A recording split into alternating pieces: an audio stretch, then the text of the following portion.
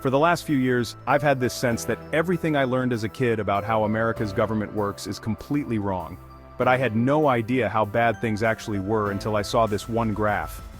Researchers at Princeton University looked at more than 20 years worth of data to answer a pretty simple question. Does the government represent the people? Now this is what they found. This axis here represents public support for any given idea. On the left, at 0%, are ideas that not a single American wants. On the right, at 100%, are ideas that everyone supports. This axis represents the likelihood of Congress passing a law that reflects any of these ideas, from a 0 to a 100% chance. On this graph, an ideal republic would look like this. If 50% of the public supports an idea, there's a 50% chance of it becoming law. If 80% of us support something, there's an 80% chance. You get the idea. Now most Americans would probably agree that, with a few exceptions, we should be as close to this ideal as possible. Unfortunately, the way America actually works doesn't even come close. Take an idea that nobody supports, literally nobody, and it has about a 30% chance of becoming federal law. Now take an incredibly popular idea, the most popular idea this country has ever seen, and there's also about a 30% chance of it becoming law. This means that the number of American voters for or against any idea has no impact on the likelihood that Congress will make it law.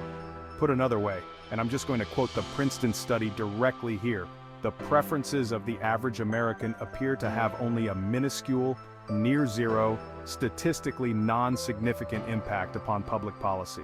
So, if you've ever felt like your opinion doesn't matter and that the government doesn't really care what you think, well, you're right. But there's a catch. This flat line only accounts for the bottom 90% of income earners in America. Economic elites, business interests, people who can afford lobbyists, they get their own line. Look at how much closer their line is to the ideal. When they want something, the government is much more likely to do it. And when they don't, they have the power to completely block it from happening, no matter how much the rest of the country supports it. They get what they want, and guess who ends up paying for it? We pay for it with the most expensive healthcare in the world. We pay for it with a tax code that's a complete mess. We pay for it with internet that's slower and more expensive, with wasteful spending, a floundering education system, a catastrophic drug war, and 1 in 5 American children born into poverty. Almost every major issue we face as a nation can be traced back to this graph. How does this happen? Well, just follow the money. Right now, it's perfectly legal to buy political influence in America. Here's how it works. Let's say a big bank wants a law that would force taxpayers to bail them out again if they repeat the exact same reckless behavior that crashed the global economy in 2008. Not exactly the most popular idea with the public, and Congress knows that. That should be the end of it, but that's where the money comes in. It's perfectly legal for our bank to hire a team of lobbyists whose entire job is to make sure that the government gives the bank what it wants. Then, those lobbyists can track down members of Congress who regulate banks and help raise a ton of money for their re-election campaigns. It's perfectly legal for those lobbyists to offer those same politicians million-dollar jobs at their lobbying firm.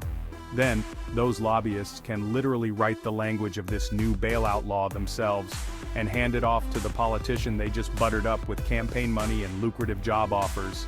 And it's perfectly legal for those politicians to take the lobbyist written language and sneak it through Congress at the last second. So, now you've got a law that greatly benefits the bank, and the whole process can start over.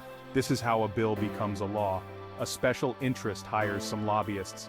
Those lobbyists collect campaign contributions, offer jobs, and then write the laws that Congress then passes to help those same special interests. This happens every day, on every single issue with politicians of both parties. In the last 5 years alone, the 200 most politically active companies in the United States spent $5.8 billion influencing your government. Those same companies got $4.4 trillion in taxpayer support, and that's trillion with a T. And that's just the top 200 companies, never mind every other special interest, every union, every trade association, and every billionaire. Every single one of them can use their money to buy political influence.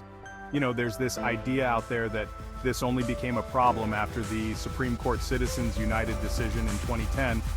But the data goes back almost 40 years, and the results are clear. Corruption is legal in America, and as long as it is, anyone who can spend money to buy political influence will. The solution here isn't rocket science. Make corruption illegal. We already know Congress won't do it. I mean, one look at this chart will tell you that. What we need is a plan that lets us go around Congress and do what the American people do best, fix this mess ourselves. Well, good news, we have that plan, and it's already working. Now that we've got the problem covered, let us show you how to be part of the solution. The Princeton study took a hard look at over 20 years of data to answer a crucial question: does the government represent the people? What they found was startling. The preferences of the average American appear to have only a minuscule, near-zero, statistically non-significant impact upon public policy. This means that for the vast majority of Americans, their opinions have almost no effect on what laws get passed. In an ideal republic, if 50% of the public supports an idea, there's a 50% chance of it becoming law. If 80% of us support something, there's an 80% chance. Unfortunately, the reality is far from this ideal. Whether an idea has 0% or 100% public support, it still has about a 30% chance of becoming law. This stark contrast highlights the disconnect between the will of the people and the actions of their government.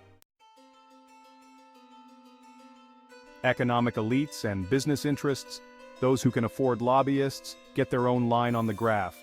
Their preferences are much closer to the ideal. When they want something, the government is much more likely to do it.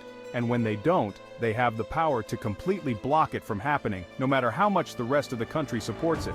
They get what they want, and the rest of us pay for it with higher costs, poorer services, and a system that feels increasingly rigged against us.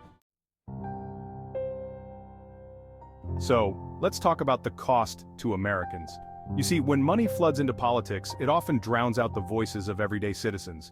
This can lead to policies that favor the wealthy and powerful, leaving average Americans to bear the burden. It's not just about taxes or economic policies, but also about access to healthcare, education, and other essential services. Essentially, the influence of money in politics can create a system where the needs of the many are overshadowed by the desires of the few. Now let's dive into how money buys influence.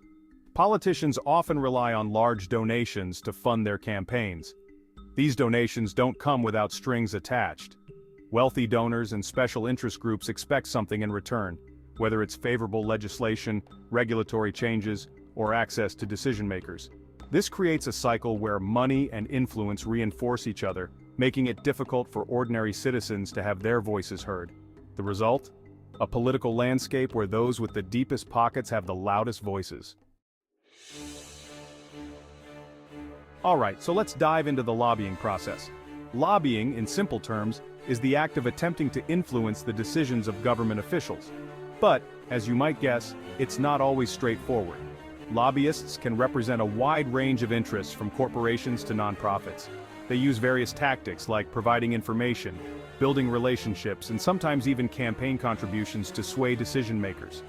It's a complex web, and understanding it is crucial to grasping the bigger picture of American politics. Now let's talk about the scale of the problem. The influence of money in politics has grown exponentially over the years. Billions of dollars are spent every election cycle, and this influx of cash can have a profound impact on policy decisions. It's not just about the amount of money, though. It's about who has access and who doesn't. The average citizen's voice can be drowned out by the sheer volume of contributions from wealthy individuals and powerful organizations.